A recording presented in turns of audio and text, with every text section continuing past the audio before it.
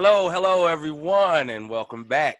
Thanks for joining us. This is our second season of the Strange Brew Media Group presents The Interviews.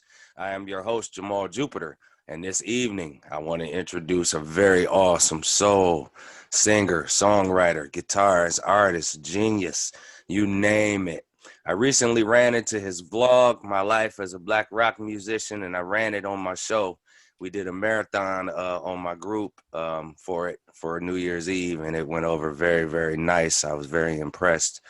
I even, had to tell a lot of different people about it, so trying to share it around. I shared it to as many groups as possible, but please show your love and show your gratitude for Craig Coleman. How are you, man? Hola, from the great Northwest.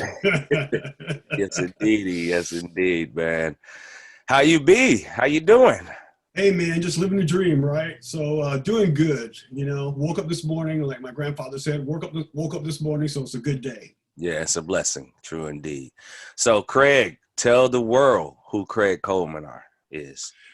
Well, Craig Coleman is basically it's a guy, and I like to consider myself a guitar songwriter singer. Mm-hmm.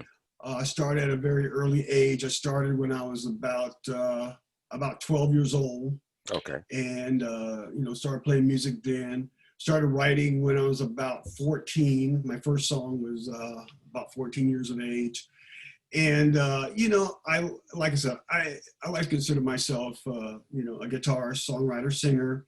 I also do massage. I'm a licensed medical massage therapist. Oh wow! And I do energy work, which is basically massage using energy. Mm-hmm. And married guy, happily married. Living the dream, man. So. Yeah. Yes, indeed. I see, man. So how would you describe your sound? I'll say I describe my sound as rock. I'm a rock guitarist. Okay. I kind of, I won't say grew up, but I kind of formulated my style mostly in the late 70s, 80s, and, part of the 90s. Okay. So I follow suit of sorts of the great bands like Styx and Journey. Mm-hmm. More of the rock stuff. Yeah, classic stuff. Yeah, I grew up on a lot of that stuff as well. I ran the gamut with all the stuff I listened to. But, yeah, and I listen to all other types of music, but that's where my heart is, and that's where I feel most comfortable, most at home with.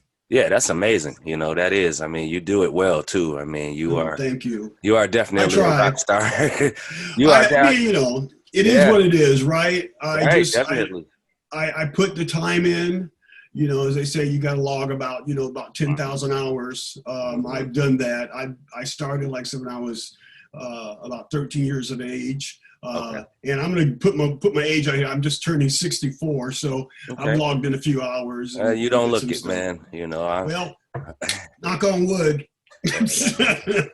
Yeah, but that's a blessing, though, man. I mean, you took care of yourself. You could tell, Yeah, I'm trying. Yeah, I went through the drug stuff just like everyone else, and like you said, I felt like I was blessed. I experimented with just about everything, but luckily I came on the other side with my brain still intact and no health issues. My brain is still intact. So yeah, that's a big blessing because a lot of people don't make it out. A lot of people get stuck addicted to it, and it ruins careers.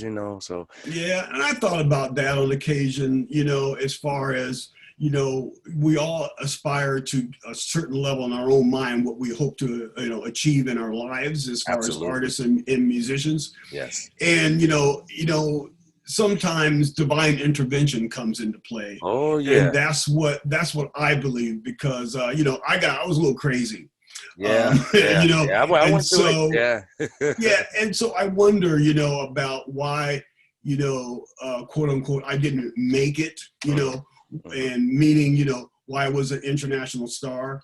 And the only thing I can come to is that because maybe I was saved in some absolutely. way or another. That's the same thing that I say. Yeah, you're right. Absolutely. I don't That know. is true. Very true. It may be because I'm not good enough. I don't No, no, no, not at know. all, man. You Yeah. are definitely there. You Well, don't ever, thank you. no, that's not the case at all. You, like you Yeah, you're said, much too kind. divine intervention stepped in and your life was saved, and God Yeah. had another a path for you, Yeah. Seemingly That's it. though. Yep. Seemingly so. So, Craig, man, what is a typical day in the studio like for you? I know you put them hours in. Yeah, a typical day.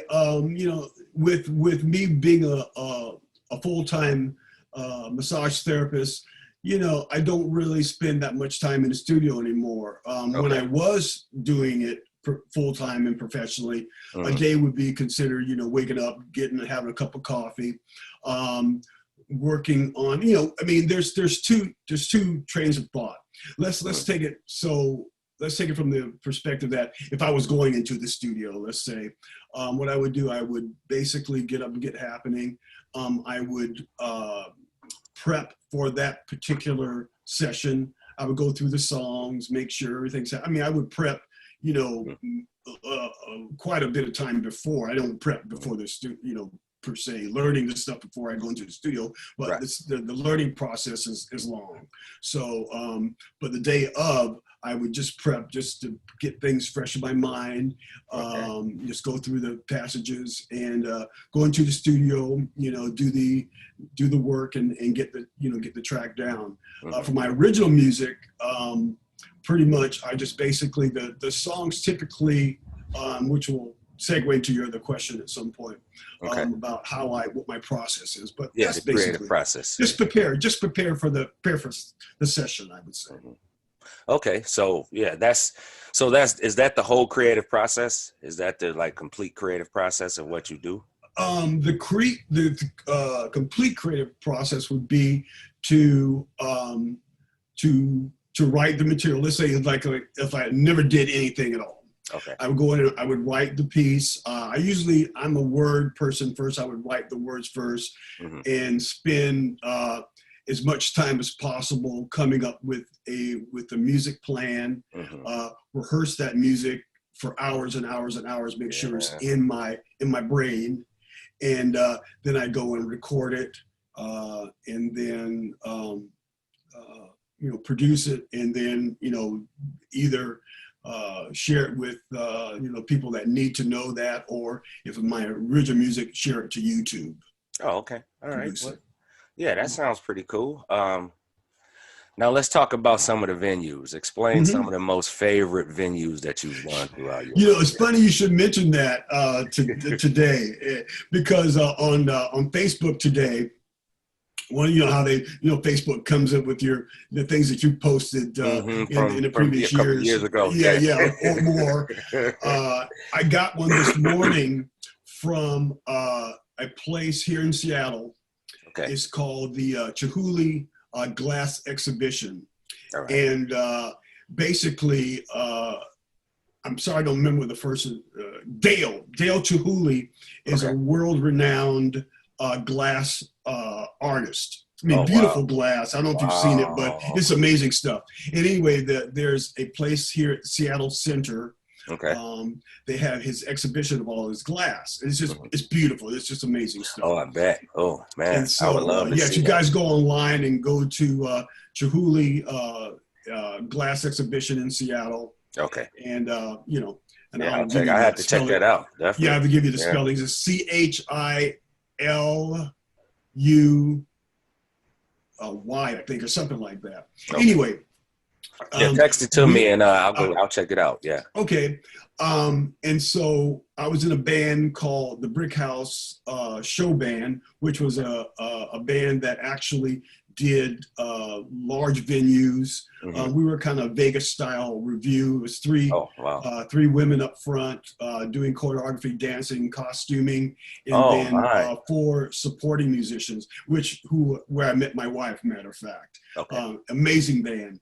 So we got hired there to do a birthday party. I think it was a 60th or 70th birthday party. And it was totally off the hook. I mean, it was huge. I mean, I can't tell you how much they spent. Anything in Vegas is large. Well, it wasn't in Vegas. It was here in Seattle. Oh, it was in Seattle. Okay. But the band was a Vegas style review. So but it was Vegas. Okay, so it was larger than life, though. I would imagine it was larger than life. Yeah, and we did all different types of. We did anything from Nat King Cole to Black Eyed Peas. I mean, we did the full gamut. We did everything. Wow. And so I'm not going to tell you how much they spent, but put it this way, they spent 5 or 6 digits. Oh, I can believe it. So it was huge. It was huge. So anyway, that was one of my venues I really enjoy. And then the other venue, which was a career changing venue, was the Seattle Arena, which Seattle Arena did major acts. I mean, it was an arena, and it was a brick house show band gig or show, and to kind of give you an idea of how big that place was my wife and I. We played there, right? And we played for an international convention, and so we went there about two months later, and we were watching seeing Carrie Underwood. It's a huge stage, and so my wife and I are sitting up in the seats. We're going like, we were down there, we were on that stage, two months earlier. So yeah, it was. And the thing was really interesting about that show. I'll keep it short, but the thing that was interesting about that show is that you would think, that's 100,000 seater. Venue. It's huge, right? Yes. You would think, I would be really, really nervous. But, it's funny. Once you've been doing this for so long, it was almost like it's second nature. Yeah. Well, second nature, but also, I remember just being there and not being afraid. And I would look up. I'd be doing my thing, and I'd look up, and I'd say, "Man, there's a fucking bunch of a lot of people out there." And then I go back into it. You don't want to, let all the people, freak out because you're just doing your thing. And so that was pretty interesting. But it was a great show to play. Yeah, that's awesome, man. That's amazing. Yeah. See, those experiences, man. Those are life-altering experiences. Yeah, it was one of my, like I said, the largest venue I've ever played. It was great. Yeah, I know it was. All right, now let's talk collabs. Like, if you could collab with any artist, who would it be? It is. My first thought was Carlos Santana. Ooh, man, he is definitely a good one. He's good. Yeah, he seems accessible. He seems like because he's doing these online master classes these days. Okay, yeah. And, a lot of people are doing that. But I would think, it'd be really great because obviously over the years, there are certain influences you have and certain people you kind of subconsciously pick up the way they play and play their style, how their style. Yes. And I consider myself a pretty melodic player. You are. I can be abstract, but I think I tend to I play song-like. My solos make sense. They're almost songs, and Carlos is like that. Carlos is very song-like and very methodical in his playing. It makes sense to me. And there's other players that also are like that. Tommy Shaw from Styx is like that. I get him. Yeah. I really love him. Jeff Beck, of course, is amazing. Yeah, he's a good one too. Yes. Yeah, those types of people I tend to I would love, but I think Carlos would probably be close. I think I could, we could talk. We could get it because we both understand metaphysics. Yeah. I definitely could see that. Yeah, Carlos is cool. Yeah. All right. So, Carlos, you're watching. He probably will be watching. Man, let's play. Let's do some. Yeah, that's the key. We want everybody. Let's do some sambachi. Okay, so being in this music game, how do you feel that you have impacted other artists that are doing? When you sent me the questions, I was kind of reading through them, kind of getting prepared for your question. They're great questions, by the way. I love the questions. Thanks. That's an interesting question because one thing I've come to know and learn that who you affect in your playing in your world Mm-hmm. is almost, you don't know, because the energy or what you produce is bigger than yourself. Yes, it is. So you Yes. don't know. I mean, I can't Yeah. tell you. I had one guy. I remember one guy come up to me one night and said to me, you inspire me. I'm going like, Well, what? yeah, I mean, you you know. don't see it. You don't see it, and it's very interesting. Mhm. So I don't know. You'd have to ask. Mhm. You'd have to ask someone that question. Okay, well, yeah, that's valid. Yeah, definitely. I don't know. There's people, that may happen. I have no Mhm. idea. Hmm. You know. But you know that you are impacting people all around the world because with this big internet that we got, Yeah. every people are watching. Like you said, we don't know, and people, anybody could be watching, and later on they could be like, wow, Yeah. That's very true. I would like to think that I'm impacting someone. No, I'm sure you are. I don't know. Yeah, yeah, yeah. That's kind of ego thing. Like, oh yeah, but I don't know if I am. Very cool. Hmm. So. Yeah, I mean, on the positive end, you want to Hmm. do this so that you can reach people who are trying to get to that level, or who are, struggling, or who are not getting heard, and then they see Hmm. somebody like you, and they'd be Right. like, "Wow, I'm inspired," Hmm. and Well, that's a great honor and a great yeah, gift. If I guess through Facebook, thank God Facebook is around, because hmm, I do get feedback hmm, on what is going on and what I put out there, and so I guess thinking about that a little more, your question a little more, I guess that is the immediate gratification, immediate impact you would hmm, get from people that that like you. So I guess, yeah, right. I guess there are people that do like what I do. So Yeah, which that's is, great. yeah, it is, it's great. But you very modest, man. I mean, very, very humble guy, and I love that about you. That's a great quality to have. It really is. Your vlog, My Life as a Black Rock Musician, is pretty Hmm. deep, man. You talk about a lot of deep stuff, and it's no holds barred. I like that. Yeah. Uh, Well, just reviewing the next coming up chapter, but go ahead. I'll tell you about that in a second. okay. Well, no. Basically, what I want to say is, what inspired you to let people into your world by sharing that. It's funny. How it all happened actually was a friend of mine who I was talking. It was a Facebook thing, of course, Hmm. and we were talking about music and everything. And she said to me, you should write a book. And the Yeah. first thing I'm going like, yeah, right, Uh, sure. Who wants to yeah. hear what I got to say? And as things happen, and I'm sure you've experienced this, I was sleeping one night, woke up out of a dead sleep, and thought, what? Why don't I just do a vlog? Yeah. Yeah. I'm going like, hey, what the fuck? Hmm. you know? And so I kind of came up with an idea, and I thought,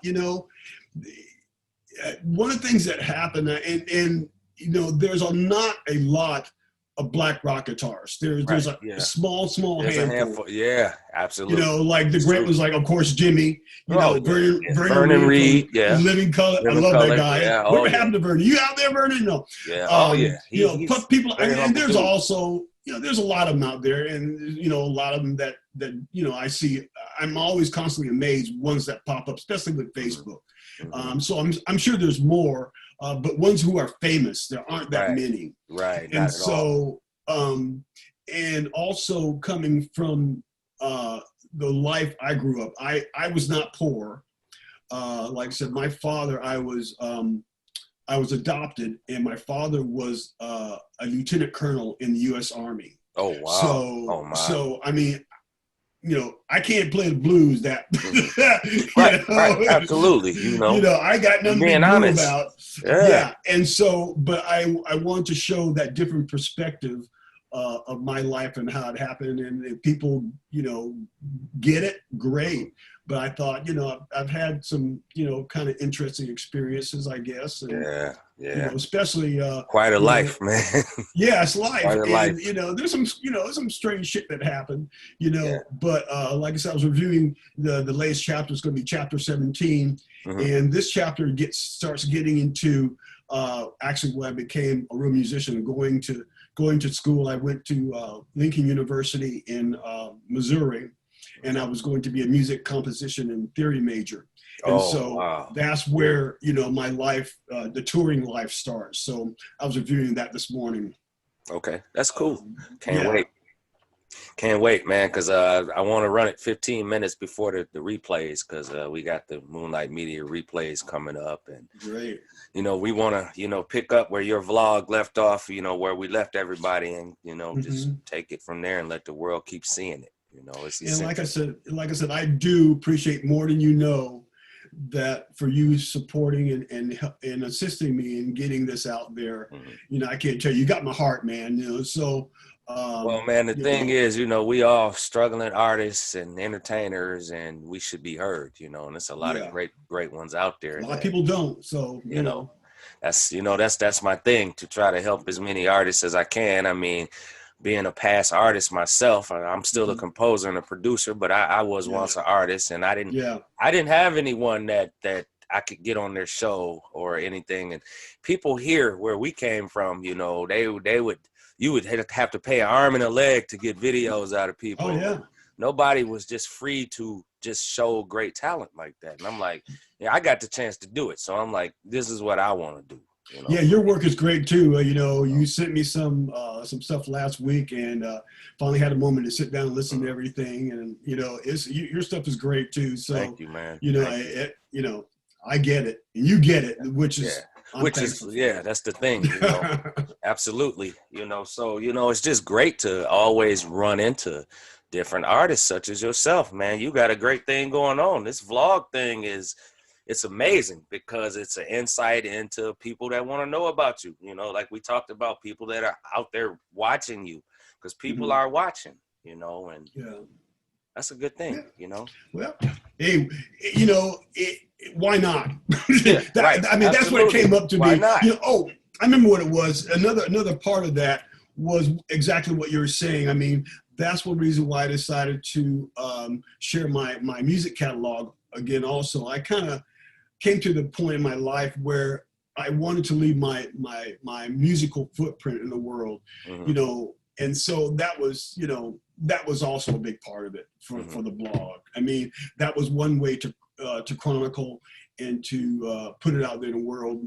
My little contribution or whatever you want to call it to the world. So I want to be known in the world for something. So well, that's it right there. And then, also on your vlog, you got the peeps of the week. Can you explain that a bit for those who don't? The peeps of the week. I have the peeps of the week and the special peeps of the week. Okay. Peeps of the week basically are people who have contacted me and expressed an interest in what I do, with the vlog. And so what I do is, when I'm producing, the video for the vlog, at the end of each segment, I put the names of the people that have contacted me during that week and express, support and or have sent, information, thank you, or, said something, great.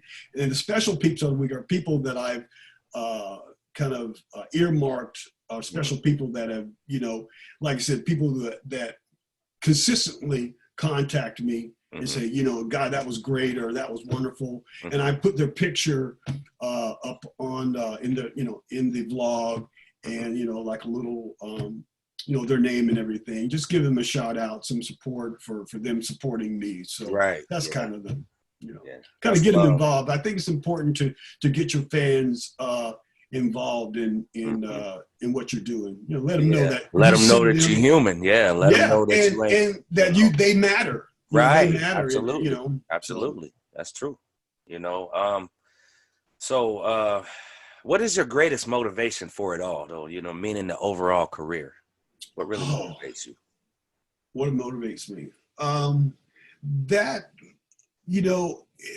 doing this for so long, I think we all have an identity that if you do something for so long, and especially if you love to do it, that is who you are as a person. Right. So what motivates me is to continue to create, and which I'm going through this process right now of thinking about starting or creating another studio. I had a studio when I did my first album. I did the whole album myself. I played all the instruments and everything. Yeah. And long story short, I don't have that studio anymore because that was probably 15 years ago. Okay. But I'm entertaining the idea of creating another studio and continue to write, which is harder these days because it takes so much time to create.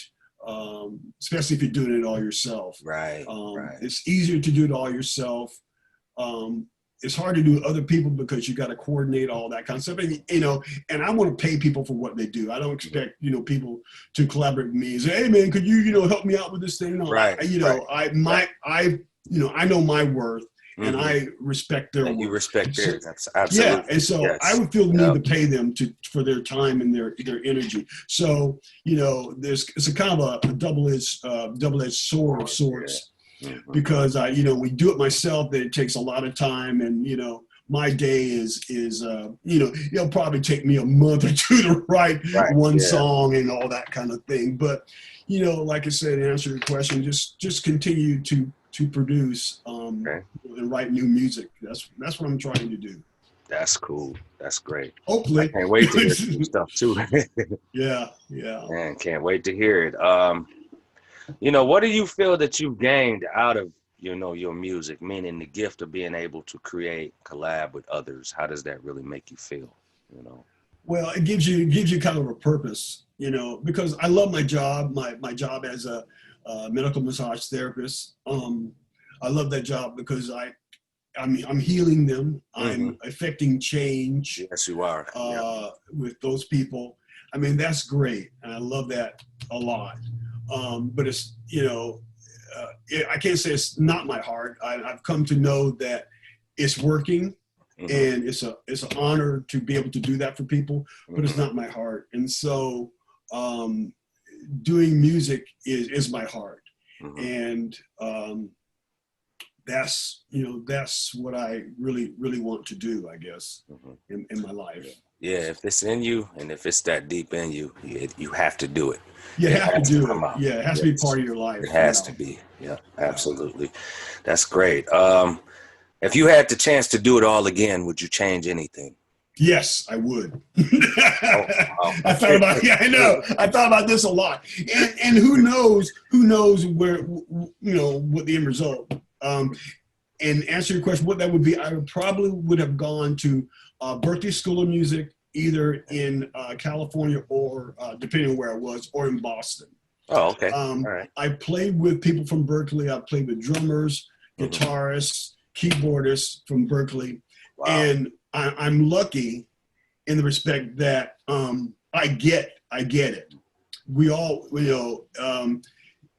it's very interesting today. One of the things that have changed with up and coming musicians, and it's a little frustrating, but it's kind of the way it is. And I want to, I don't, by no means I want to put these people down. Right. But when I was started as a musician, what we did was we would learn from people who were a lot better than us. Like we would listen, this because you come from that school. Oh, we would listen, we would spend endless hours in front of a record player or a cassette player or whatever and learn this stuff, how the great artists have done. And that's how we learned to write music. Yeah. I go on Facebook and I have this new strain of musicians. They're wanting help. They said, how do I write a song? How do we do this? Hey, how did we do it? We just figured it out. Right. Yeah, we did. Yeah. It was in us. It was in us. Yeah, you got to put the time in it. And that's kind of the society they people want, to be helped. And they're not helping themselves. They need to, they just want to hand it to them. You got to dig. You got to dig deep. You got to work your ass off. Yes, you do. And shit, 8 hour, 10 hour mix down days, two-day mix down days. Well, I come just from the the days. process of composing a song. You Yes. know, I mean, like I said, just to like, the interesting about songwriting is that it starts out as a thought. Mm-hmm. So you have an intangible thought that's just nothing. Mm-hmm. And at some point you have something tangible, which is a CD or something. So you basically create something out of nothing Mm-hmm. when you write a song. It's a thought. Mm-hmm. Okay. And all of a sudden you That's the have, beauty. here's a CD. I can Yeah. give you my thoughts. That's what's And so beautiful so about yeah, it. it's a, you know, we It's are amazing. creators. And so the Yeah. thing is that the only thing I can say to people out there, new musicians, you know, take the time, man. Take the time. Don't think, you know, you're gonna be a star overnight. It takes Right. years and years and years. Yes. Like I said, Yes. it's hundreds and thousands of hours to figure out what you need to Mm-hmm. do. I mean, luckily, you know, YouTube and all these other, we didn't have YouTube when I was there. We had to figure it out. And I guess, you know, that's the good thing about, you know, these platforms that help you along. That they can help you. Absolutely. Yeah, help you accelerate that process. Yeah. Where, you know, Yeah. when I was there, we had nothing like that. We had to kind of figure it out ourselves. Yeah, we had to dig deep, man. And, you Yeah. know, I was Many around a years. lot of musicians too, you know, so, you know, you learn from those people and, Mhm. you know, you learn from the people that you listen to. And it's just, we did it the old fashioned way. I guess that's Yeah. like the grassroots way. If that's, you know. Well, you know, it's funny. I've seen that, you know, posts like that, you know, that people don't want to listen to anyone else. I don't want to be influenced by anyone else. And, you know, I think that's good and bad. You know, I mean, you know, Yeah. and again, Yeah. one of the quotes that I never will forget, it was a Carlos Santana quote. And this is so true. And the quote is, I used to play like everybody else. Now I play like me.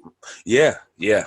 And Yep. so people don't understand the process. The more information you get, at some point, there's a metamorphosis. You become consumed with how the world sounds versus how you sound as a person, Right. because Mhm. you got all these influences around you, but you're not taking time out to figure out who you are and what you sound Mhm. like. You know, that's the Because that's thing. what it comes down to. You get Yeah. enough information. So if you are a true artist, at some point in time, you get enough information to be able to,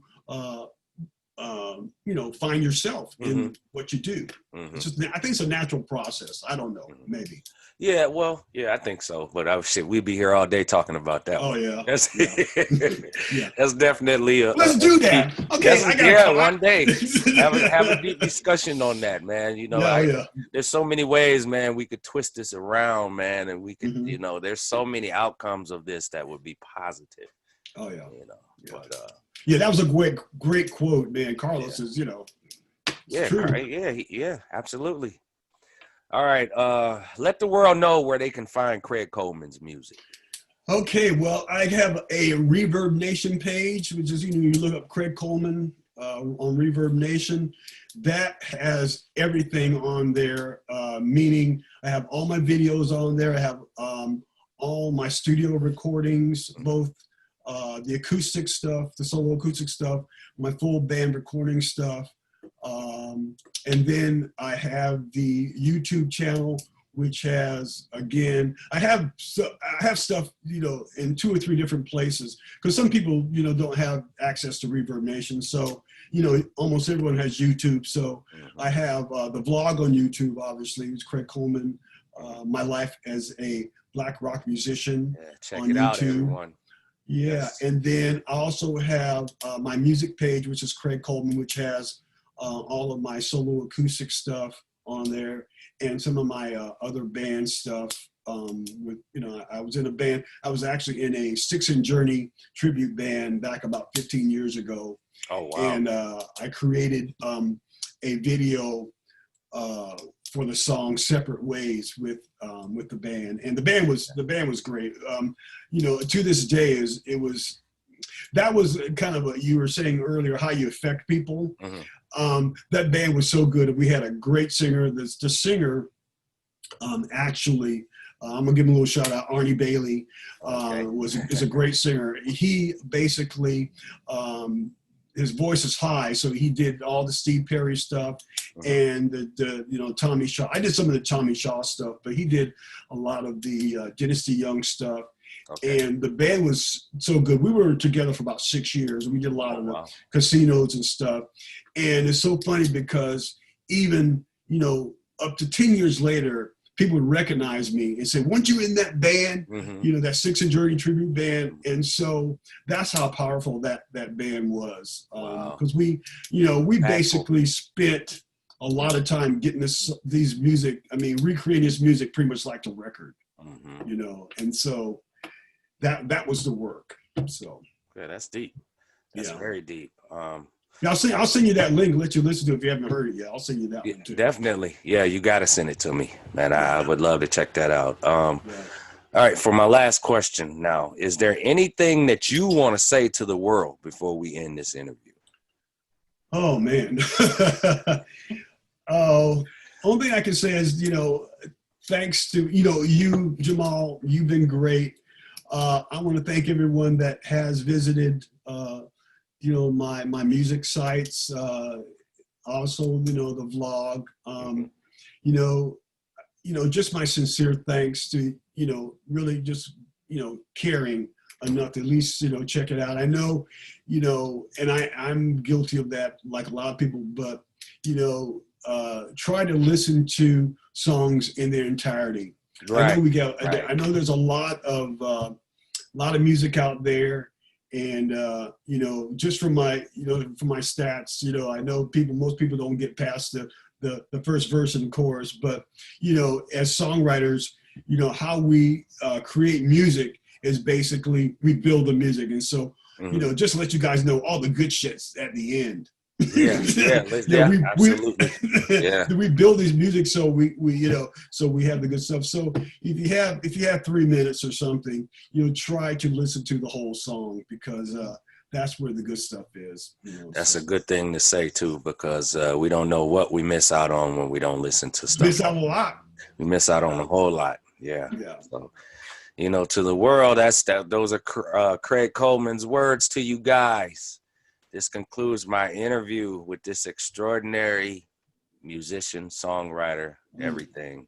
Thank you so much. It's been a pleasure, man. Thank you for giving me the opportunity, man. I really appreciate that. Thank you, man. So you've been awesome, and what can I say, man? Like I said, you got my heart. You know that. Definitely, man. All right, this concludes the interview. Check him out, everybody. Check him out at 8:45 before my replay shows of Moonlight Media airing every Thursday at 9 p.m. Check him out. This is Craig Coleman, and you know where to check his music out at as well. Take care, everyone. Be safe out there. Definitely. Okay, Craig, I will talk to you later. Okay, man. Have a great day. You too, man. Bye. Thank you. Goodbye. This concludes my interview with the legendary Craig Coleman, a brilliant artist, man, a genius at what he does, and it's a great person. Feel free to join us next week as we interview more great independent artists and entertainers. Check us on all the platforms that you see at the end. I am Jamal Jupitur, and until next time.